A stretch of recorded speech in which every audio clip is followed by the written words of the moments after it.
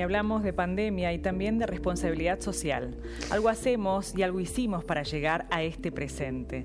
Durante una emergencia sanitaria es fácil cometer errores, sin embargo, lo grave es no reconocerlos para intentar solucionarlos. Y las preguntas que nos hacemos, ¿no? ¿Se subestimó la llegada de la segunda ola?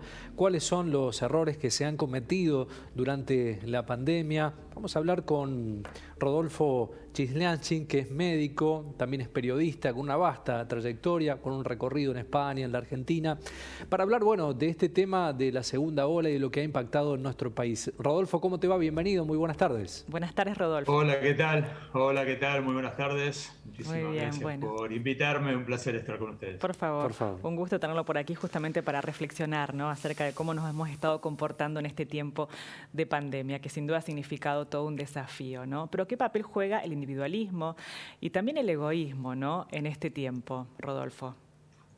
Sí, juega un papel bastante penoso el egoísmo, porque si algo hubiéramos necesitado y seguimos necesitando es tener empatía con todos los demás, con todos los que nos rodean, y tratar de hacer las cosas por uno mismo, pero al mismo tiempo por todos. Y no lo hacemos en la medida de lo necesario. No es un problema argentino, si eso nos consuela, ¿eh? Es un problema que se dio en todo el mundo, prácticamente en todo el mundo, salvo en algunas culturas que son muy obedientes con sus autoridades, las orientales, un poquito más, sí, un poquito más que nosotros, un poquito menos que los orientales, las culturas del norte de Europa, del área de sajona, llamémosle así, pero en líneas generales no nos portamos bien, no nos hemos comportado bien, no nos seguimos comportando bien, y bueno, las consecuencias están en estos reportes diarios, en estos récords permanentes. Recién daban el reporte de hoy. Sí. Es el 13º día consecutivo que marcamos récord de ocupación de camas. Wow. Angustiante, es tremendo, realmente. es impactante. Sí. Creo que es el dato más preocupante de todos, me parece, porque más o menos hemos naturalizado, también es triste haberlo hecho, pero sí, hemos naturalizado el número de contagios, hemos naturalizado que tenemos 500 muertes por día, una locura. De locos. Sin embargo, le prestamos menos atención a la ocupación de camas y, en definitiva, el padecimiento pasa por ahí. Es la cantidad de gente que llega a ocupar camas, la cantidad de camas que no pueden ser usadas por gente que tiene accidentes de tráfico, infartos, accidentes cerebrovasculares, y bueno, y eso deriva en una cantidad de muertes que es la que tenemos actualmente, y no tenemos las cuentas. Hay unas cifras que son el excedente de muertes, que por ahora no se conocen aquí en Argentina, que es la cantidad de muertes por sobre lo que son los fallecimientos habituales a lo largo de un año. Y entonces, en muchos países eso está calculado en el 2020, las cifras son bastante significativas, sobre todo lo que fue en Italia, en España, en Bélgica, en Holanda, y acá esa cifra no la tenemos, pero el día que tengamos esa cifra nos vamos a dar cuenta cuánta gente más, no solo por COVID, sino por otras dolencias, claro, porque medimos la ocupación durante todo este tiempo. Claro, sí, medimos COVID, la ocupación, ¿no?, en camas, claro, pero no medimos la capacidad propia del personal de salud, de ese factor humano que es tan importante, ¿no? Que están saturados a esta altura ya. Sin duda, bueno, ya llevan saturados mucho tiempo, lo estuvieron en algunos momentos, lo que pensamos que era el pico allá por octubre, ¿se acuerdan? Sí, sí. No parece, ya se olvida de las cosas que pasan, ¿no? Sí, pero hablábamos del pico durante abril, mayo, junio, que cuando llegaba, o si no llegaba nunca, lo tuvimos en octubre, pensamos que no llegaríamos nunca más a superar esas cifras, y miren cómo estamos hoy. Y miremos cómo no conseguimos reducir las cifras, no conseguimos reducir el impacto. Este fin de semana largo, estos 4 días más o menos feriados que tuvimos, el promedio fue de 26.000 contagios diarios. Una locura. Y de 416 muertes. Claro, decíamos que el número ya de 20.000 ya era mucho como para que se amesete ahí, ¿no? El número de contagios. Estamos tirando reportes diarios de 30, 35, llegamos a casi 40.000 diarios. Y en esto todavía de redefinir conceptos, Rodolfo, respecto a qué son los contactos estrechos específicamente y qué es lo que hay que hacer ante esta cuestión. Ya estamos promediando el año y medio, ¿no?, de la pandemia en el mundo y nos cuesta definirlo todavía. Y más aún actuar en consecuencia, consecuencia. Exactamente. Sí, es increíble, pero es así. Aquí empezamos, antes cuando me presentaron hablaban de los errores que hemos cometido, que se cometieron. Bueno, uno que me pareció siempre bastante importante fue aquella diferenciación inicial que se hacía de casos importados, contactos estrechos y circulación comunitaria. ¿Se acuerdan? Bueno, los contactos estrechos ya son circulación comunitaria, porque el contacto estrecho, si se contagia y no está diagnosticado, es decir, pasa el periodo de incubación de cualquier infección, se atraviesa sin síntomas. Cualquier resfrío normal pasa eso. Sí. Uno, cuando empieza a estornudar ya lleva incubándolo por lo menos 12 horas.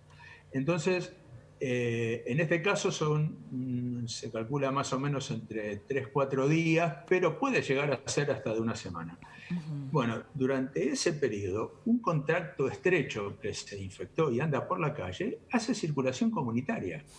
El contacto estrecho es, de acuerdo a las definiciones que se dieron, es aquel que estuvo en contacto con la persona que comienza a tener síntomas entre las 48 y las 72 horas previas. ¿Sí? Estar en contacto implica estar a menos de 2 metros durante más de 15 minutos sin protección, o implica estar en un lugar poco ventilado, con gente, es decir, estar en el transporte público, estar en la oficina, estar en el lugar de trabajo, estar en el colegio.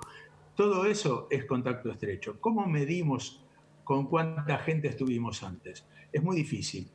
Lo que sí se podría haber hecho, o se debería estar haciendo, es darle prioridad de vacunación a contactos estrechos de gente que sabemos que está en lugares con altos niveles de posibilidades de contaminación con COVID. Por ejemplo, el personal de salud. El personal de salud está prácticamente, si no un 100%, pero un altísimo porcentaje vacunado. Perfecto. ¿Eso implica que no se puede contagiar? No. Ese es otro problema que tenemos. Creer que podemos relajarnos cuando estamos vacunados porque ya no nos podemos contagiar. No, la vacuna, de lo que te cuida, de lo que te protege, es de que la infección te lleve a una cama de hospital. Pero no de contagiarte, y mucho menos de, a su vez, contagiar a otros. Entonces, todo el personal de salud que está vacunado y que trabaja todo el día, el personal de salud no son médicos y enfermeros, son los auxiliares, los choferes de ambulancia, todos los que trabajan en personal de limpieza, Exactamente. Toda esa gente, cuando termina de trabajar en un medio contaminado, se va a su casa y tiene contacto con sus familiares. Y allí están los contactos estrechos, el transporte que tomen. Esos son contactos estrechos. Son mucho más contactos estrechos que muchísimo personal de salud, o llamado personal de salud, que fue vacunado, que atiende desde la casa. Psicólogos, psicopedagogos. Psiquiatras, exactamente. Realmente. Entonces, ¿tendría que haber sido diferente el criterio de vacunación? Bueno, este es un criterio que no se tuvo en cuenta. Después, en líneas generales, fue correcto que se comenzara, evidentemente, con las personas mayores con mayor riesgo, con las personas con comorbilidades graves, obviamente con el personal de salud que está en primera línea. Todo eso está bien y no hay nada, me parece, que objetar. Sí, este punto de los contactos estrechos. ¿Se ha hecho, no Rodolfo, en Europa, España ha mantenido una medida como la que vos planteás? ¿Algún país del mundo, ha tomado este concepto de prioridad respecto a la vacunación, lo que comentabas con los estrechos? No me consta que se haya hecho con la vacunación. Sí me consta que los contactos estrechos estuvieron siempre mucho más controlados Claro. de lo que estuvieron aquí. Nosotros no tuvimos en cuenta el control del contacto estrecho, por lo menos al principio, después se fue corrigiendo, después sí, pero durante muchísimo tiempo esos contactos estrechos no tenían esa rigurosidad en el control de su aislamiento como sí tenía la persona que estaba contagiada. Entonces, ese contacto estrecho, en muchísimos casos, diría que en la mayoría de los casos, andaba igual por la calle y contagiaba. Claro, porque si estaba asintomático, con pocos síntomas. El tema aislamiento también, claro, otro punto lleno de grises, doctor, ¿no? Sí. Bueno, ahí volvemos casi al principio a lo de la conducta individual, ¿no? Sí, muy cultural. Sí, no, es imposible controlar persona por persona, no hay capacidad, ni nosotros ni nadie en el mundo tiene capacidad para poner un gendarme al lado de cada persona que está infectada. Entonces depende de cada uno. ¿Pero qué lectura No sé, podemos creo que casi hacer? todos conocimos casos de gente que estaba infectada y se fue de vacaciones. Sí, y de estrechos, sí. Doc, y de estrechos que han estado en reuniones y bueno, y han seguido haciendo su vida normal porque no han tenido síntomas, digo, ¿no? ¿Qué lectura podemos hacer de nuestra sociedad de acuerdo a cómo nos hemos comportado hasta este momento en esta pandemia? Me parece que en general, la nuestra y la de buena parte del mundo, lo decíamos antes, hemos extremado el individualismo. Me parece que como mucho pensamos en cada uno de nosotros y no mucho más allá. Me parece que no digo que se vio lo peor porque hubo muchísima gente que se cuidó. A ver, los porcentajes son difíciles de valorar, no se puede meter todo en la misma bolsa y decir, no, la sociedad argentina es un desastre porque no se cuidó, ni la sociedad argentina es maravillosa porque se cuidaron muchos. Hay de todo, como hubo en todas partes. Me parece que nos faltó también emitir a los que tenemos posibilidades de hacerlo, quizás mensajes mucho más contundentes, incluso de los que se dieron.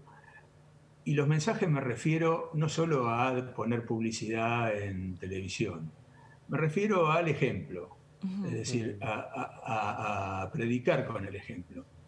Entonces, si yo digo que me cuido, pero ando sin barbijo, salgo por la tele, ustedes están sin barbijo, ¿sí? Salgo por la tele sin barbijo, y no me cuido, sino estoy diciendo una cosa y estoy haciendo otra, no me quiero meter con ustedes. No, bueno, pero usted, Doc, en este caso está solo, está en su lugar, no hay nadie. Es un ejemplo, claro. No, yo estoy en mi casa, pero... hemos tenido malos ejemplos en general. Claro, hemos tenido mucho doble mensaje. Mucho doble mucho acto mensaje, público, muchas incoherencias, en todos los órdenes. Lo que le quería preguntar, Doc, respecto a este tiempo de 9 días que estamos con aislamiento, con confinamiento en Argentina, ¿alcanza?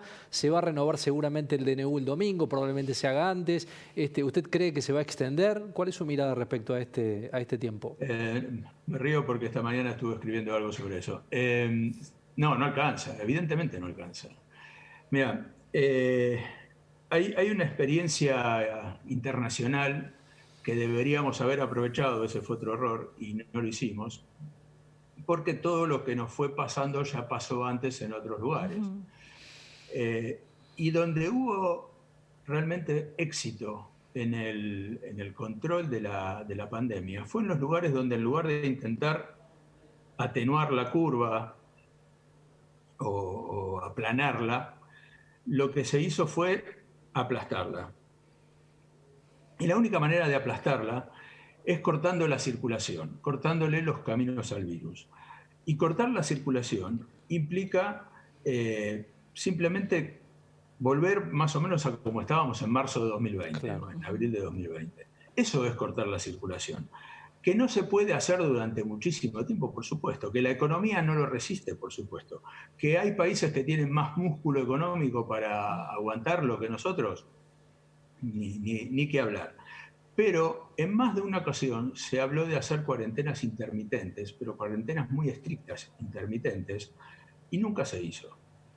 En cambio, lo hicieron los australianos, lo hicieron los neozelandeses, o lo hacían en ciudades, no hacía falta hacerlo. Si donde había un brote lo hacían, y un brote hablo de 10 casos, de 5 casos.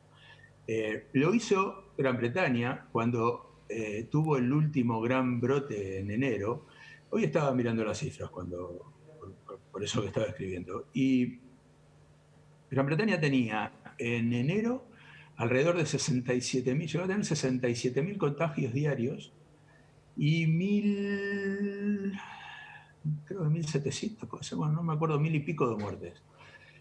En marzo, 2 meses después, con la vacunación, la combinación de vacunación y el cierre absoluto que hizo Boris Johnson, después que al principio dijo que no iba a hacer nada y dejó que esperar la inmunidad de rebaño, cuando corrigió y hizo el cierre absoluto, 2 meses más tarde habían bajado a 6.000 casos diarios y 700 muertes. Claro.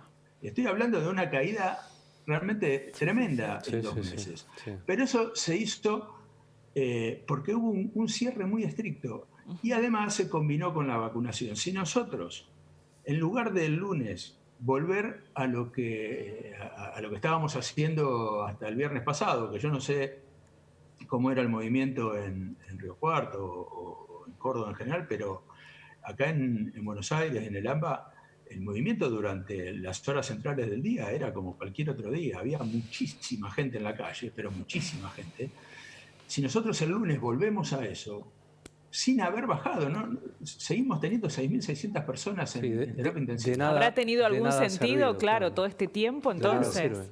Claro, complicado. Claro. Doctor, nos quedamos sin tiempo. Es muy interesante lo que estamos charlando, hablando. Vamos a volver a llamarlo seguramente en unos días para seguir hablando de este tema. Muy generoso con su tiempo, doctor. Muchísimas gracias. Gracias, Doc. Un abrazo. Adiós, hasta luego. Un abrazo. Hasta pronto.